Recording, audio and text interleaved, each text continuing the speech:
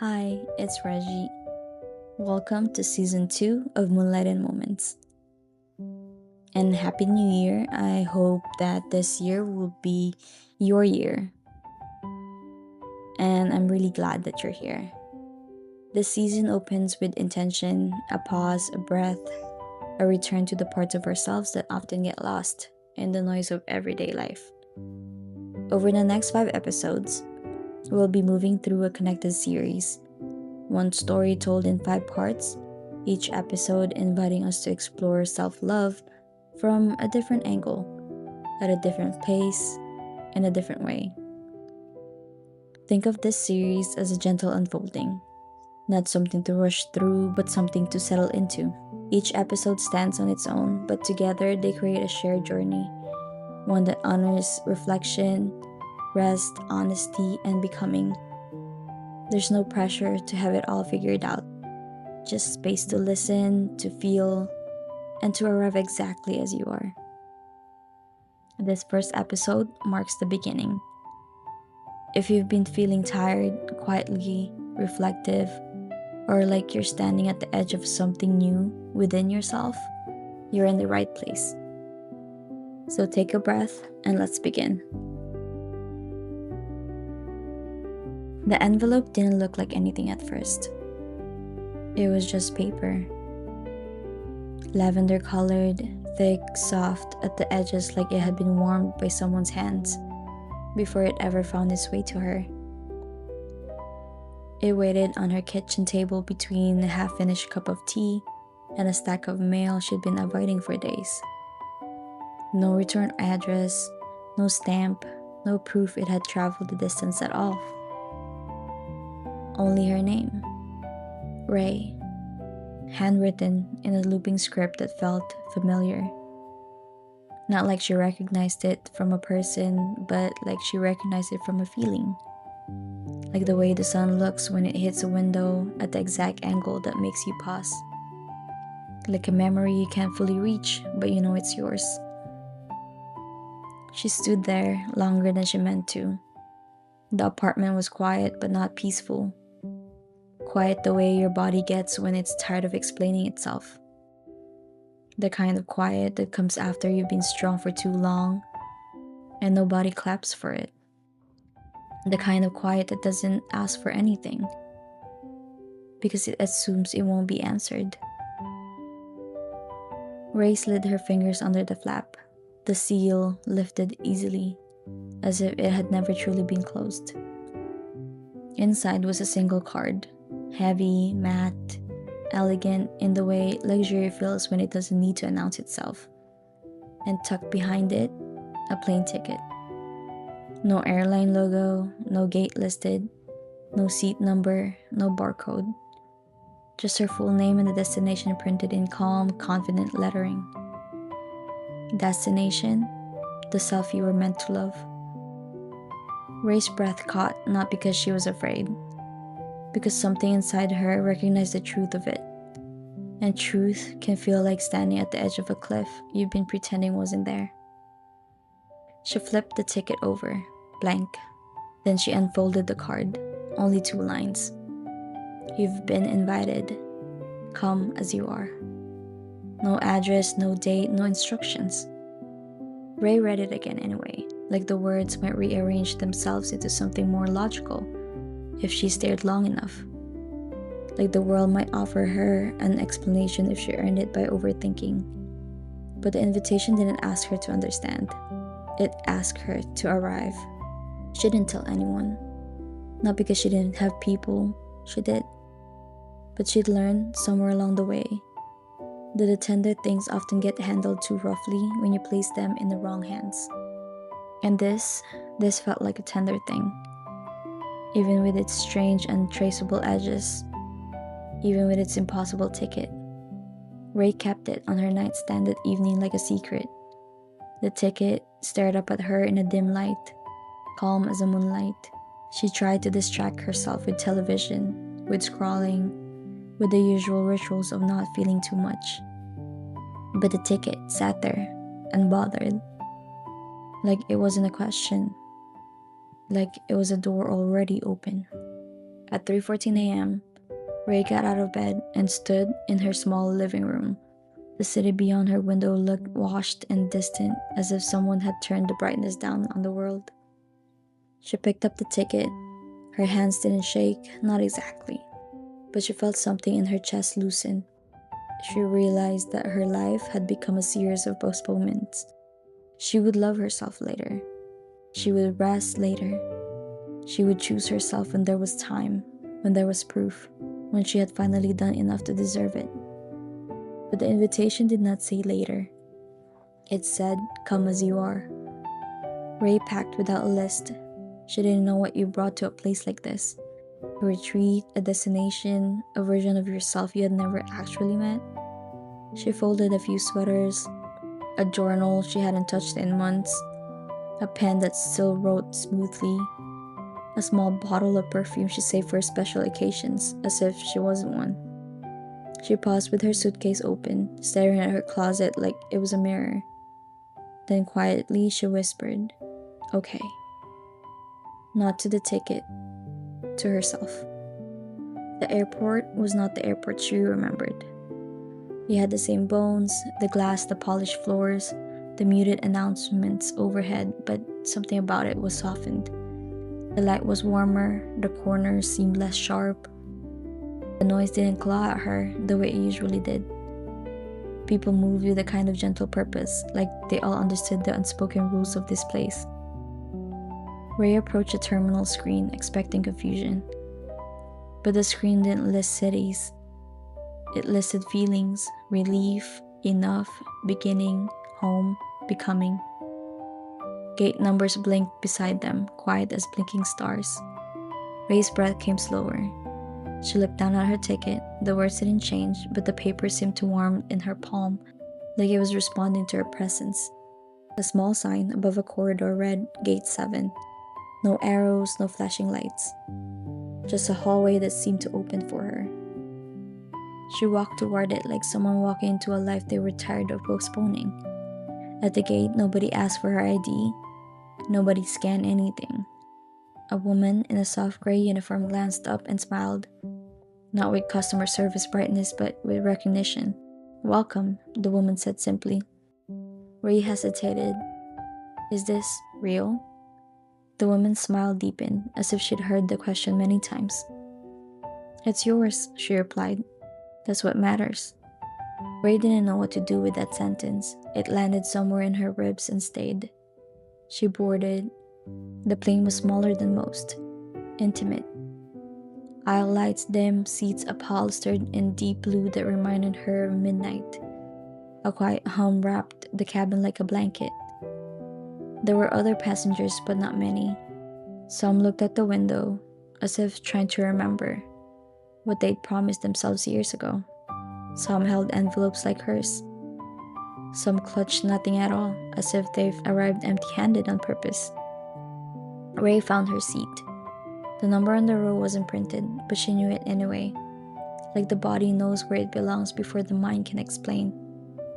She buckled in. The plane lifted with a softness that surprised her. No dramatic rise, just a gentle leaving, like the sky had been waiting, and then the clouds swallowed the world. She must have slept. When she woke up, the plane was descending. Outside, everything was fog and pale morning light. Trees like dark brushstrokes, a long road curling through mist, and then emerging from it, a house. Not a haunted house. A held house. A house that looked like it had hosted laughter and tears, secrets and beginnings. A house that knew what it meant to gather women into warmth and say, "You can rest here. You can return here." The plane touched down on a runway that didn't feel like runway, so much as a strip of earth that had agreed to let her arrive. Her feet met the ground. The air smelled like cedar and rain.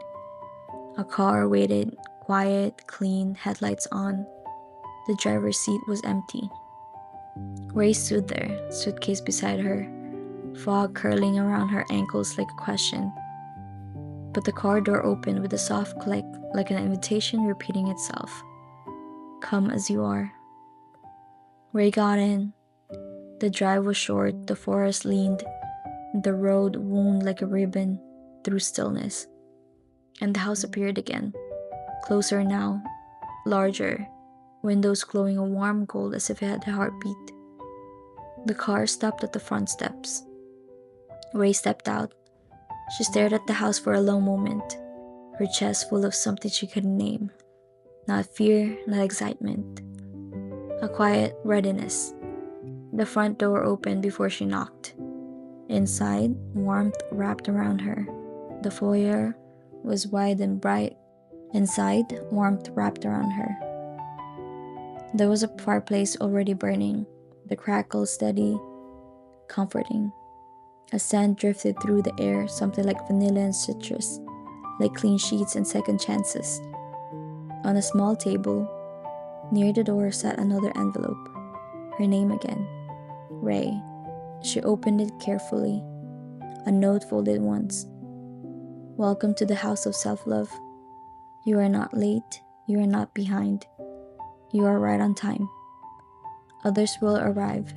Tonight you will settle in. Tomorrow you will begin. Ray read it twice. Then, like she'd been holding her breath for months, she exhaled.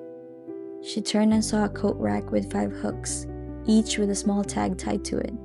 5 names. Ray, Elias, Lena, Jonah, Noah. She followed the sound of soft footsteps somewhere above. When she looked up, there was no one. Only the hush of the house, the way it seemed to listen back.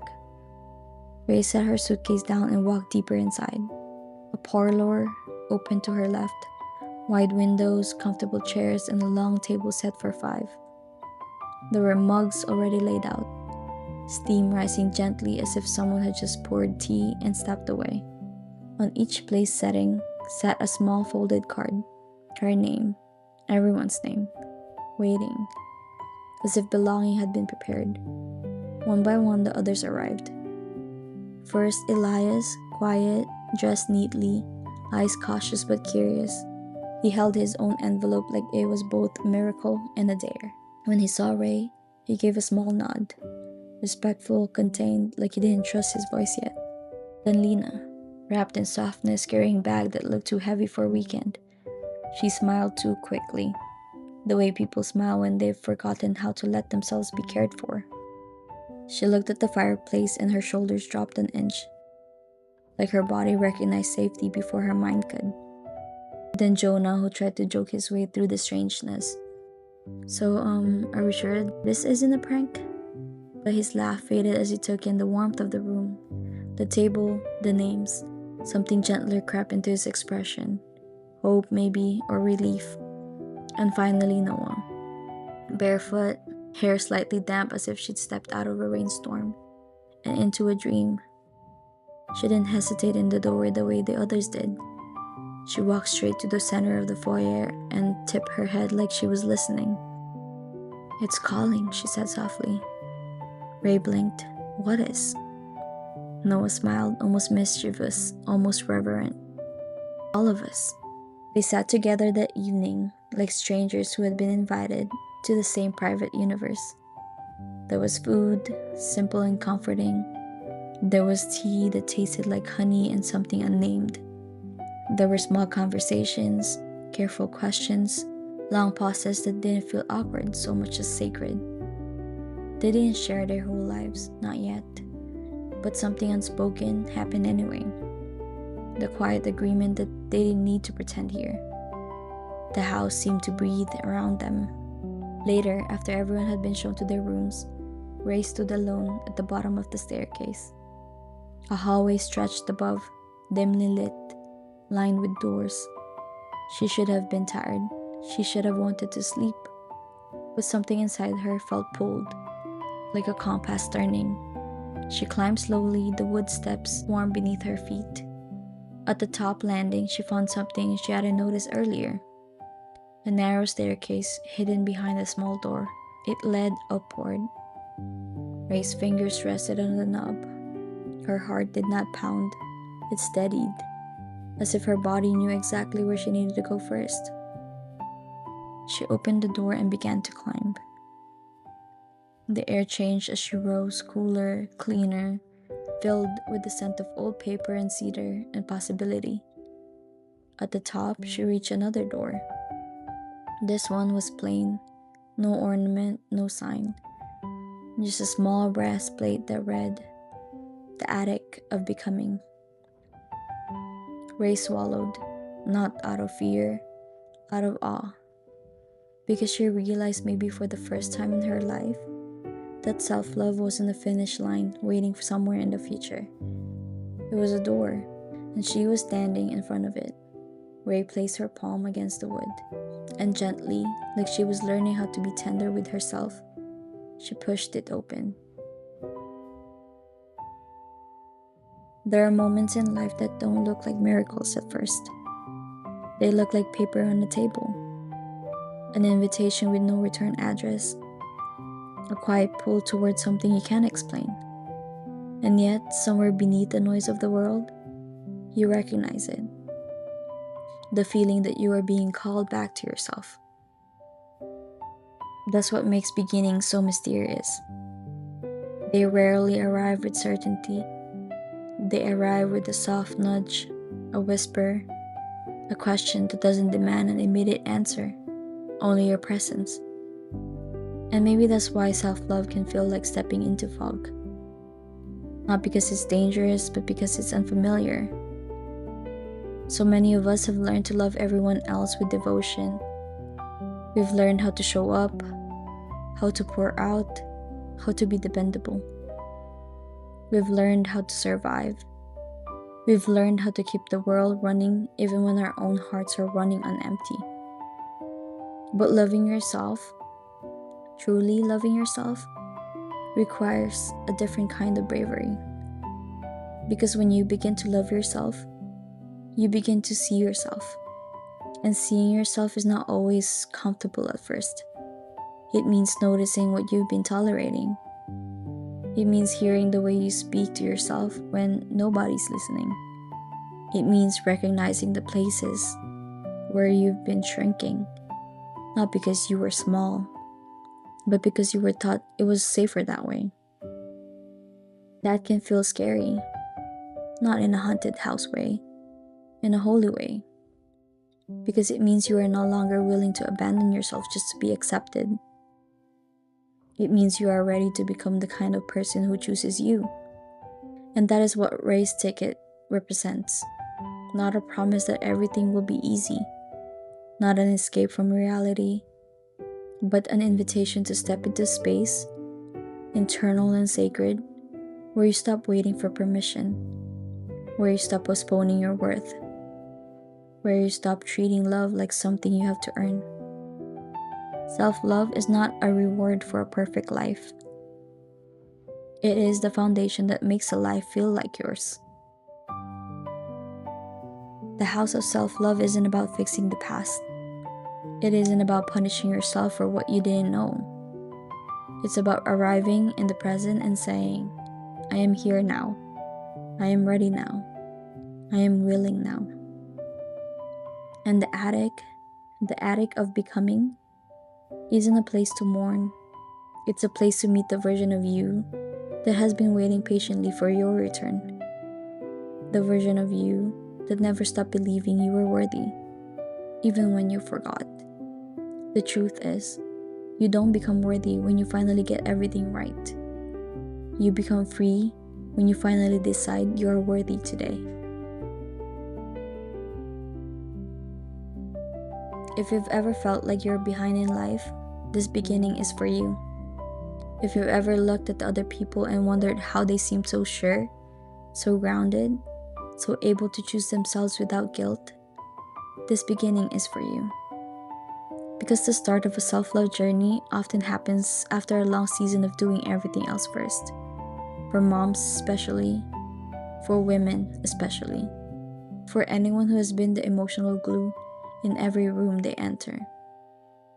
The world applauds the version of you that keeps going, the version of you that doesn't need much, the version of you that can carry everything and still smile. But it rarely makes space for the version of you that needs to be held. So you learn to handle your needs quietly. You learn to say, I'm fine, even when you're not. You learn to treat exhaustion like a personality trait. You learn to put yourself on the bottom of your own list and call it responsibility. And then one day something happens. Maybe it's not dramatic, maybe it's small. A moment in the bathroom mirror where you don't recognize your own eyes. A realization that you can't remember the last time you did something just because it made you feel alive. A heaviness in your chest when you think about how long you've been running on some day. Sometimes it shows up as a bitterness you don't want to admit you feel. Sometimes it shows up as a numbness. Sometimes it shows up as a quiet thought. There has to be more than this. That thought is not selfish. That thought is sacred because it means your spirit is calling you back. It means you are ready to stop living like you're just getting through life and start living like you belong inside it. And yes, loving yourself can feel scary at first. Because when you begin to treat yourself with love, you begin to notice what doesn't match that love. You begin to outgrow spaces that require you to shrink. You begin to crave boundaries, softness, truth. You begin to see that your time matters.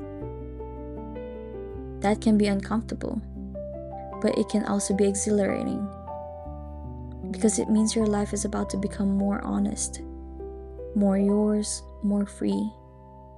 So if you're listening and you feel that quiet pull, that invitation, that sense that you're ready to start choosing yourself, you're not late, you're not behind, you're right on time.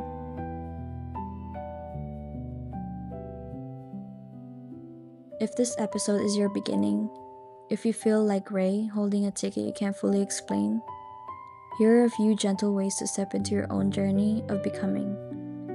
Not to overwhelm you, not to pressure you, just to give you something warm to hold. 1. Choose one small arrival today. Self-love doesn't start with a huge transformation. It starts with a moment of presence.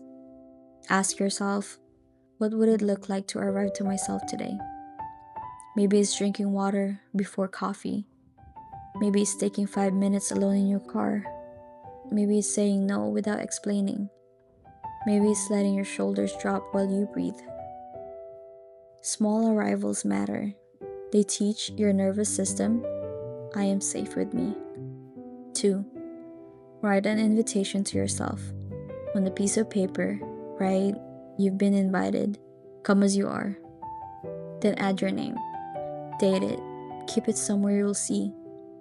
It sounds small, but there's power in witnessing yourself with intention. Create your destination list.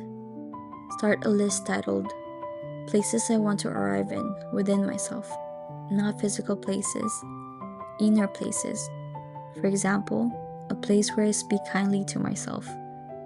A place where rest is allowed. A place where I trust my voice.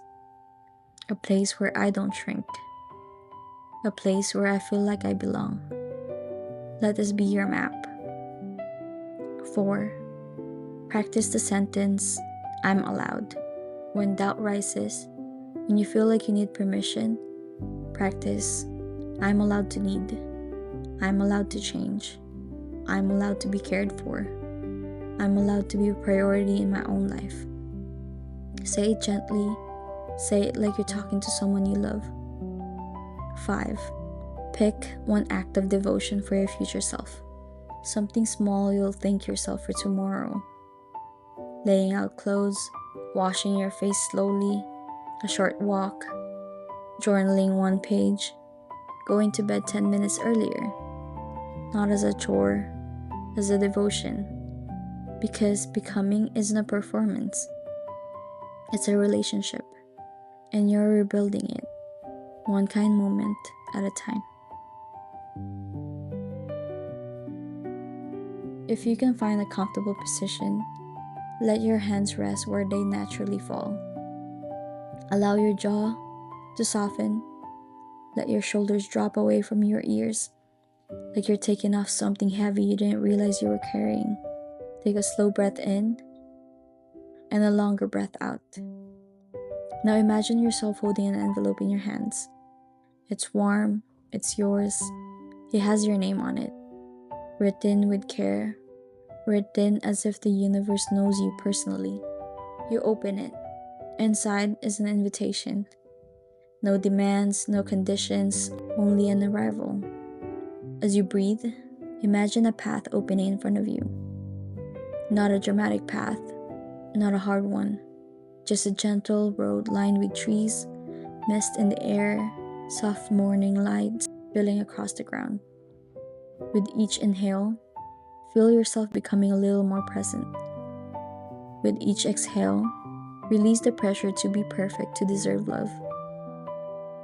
Now imagine you're standing in front of a large welcoming house, a retreat, a place that holds quiet safety. The windows glow warmly like someone inside has been keeping the lights on for you. You place your hand on the door. Before you open it, pause and ask yourself softly, what part of me is ready to be welcomed today? Maybe it's the tired part, the part that's been carrying everything, the part that misses joy, and maybe it's the part that just wants to be seen. Whatever rises, don't judge it. Just acknowledge it. Now gently open the door. You step inside. The warmth meets you immediately. And somewhere in the quiet you hear a message. Not from the walls, not from the world, but from within. You are not late. You are not behind. You are right on time. Take another breath. And when you're ready, whisper to yourself, I am becoming. And I am worthy now. One more breath in, one more breath out, and slowly return to the room you're in, carrying that warmth with you. As we close this first chapter, I want to leave you with one gentle truth to carry forward. Self-love doesn't start when everything in your life is resolved. It starts when you decide you're worthy of care in the middle of it. That's the heart of Ray's journey. Your invitation didn't ask her to change who she was, explain herself, or prove anything. It simply asked her to arrive, fully, honestly, exactly as she is. And that's the key takeaway for today. You don't have to become someone else to deserve love. You just have to stop leaving yourself behind. As this series continues, we'll explore other destinations within the self, each reminding us that loving ourselves isn't loud or dramatic. It's often quiet, intentional, and it changes everything. For now, let this episode be your first stop. Let it remind you that choosing yourself doesn't have to be perfect. It just has to be sincere. Thank you for being here with me tonight. Follow Moonlight Moments wherever you listen, and share it with someone who might need a little light today. Until next time, and as always, love yourself better than yesterday. I've been waiting for a better day, a quieter mind, a lighter way, telling myself I'll start again when I finally feel enough to begin. But the moment keeps passing by while I hold my breath and count the signs, like love is something I'll earn in time instead of something already mine. I don't need permission, I don't need proof, I don't need to become someone new. There's a voice inside me, soft but true, saying I've been waiting on myself too long. So I'm coming as I am, not fixed, not perfect, just here. I'm laying down the armor, I'm choosing me right here. I don't have to wait for someday, I don't have to cross a line. I'm allowed to love myself in this moment, in this life. I've been carrying every name they gave, every role, every long day, learning how to hold the world together while quietly drifting away. But something in me is calling now, not louder, just deeper somehow. Like a hand on my back saying you can stop running, you're safe right now. I don't need to be fearless, I just need to stay with the parts of me I pushed away. This isn't giving up, this is choosing grace. This is finally letting myself stay. So I'm coming as I am, not fixed, not perfect, just here. I'm laying down the armor, I'm choosing me right here. I don't have to wait for someday, I don't have to cross the line. I'm allowed to love myself in this moment, in this life. Maybe love was never distant, maybe I just couldn't see that the door was always open, waiting quietly for me. And every step I take toward myself is a promise I can keep, that I won't leave when it gets heavy, that I'll stay, that I'll be kind, that I'll be me. I'm coming as I am, with my doubts, my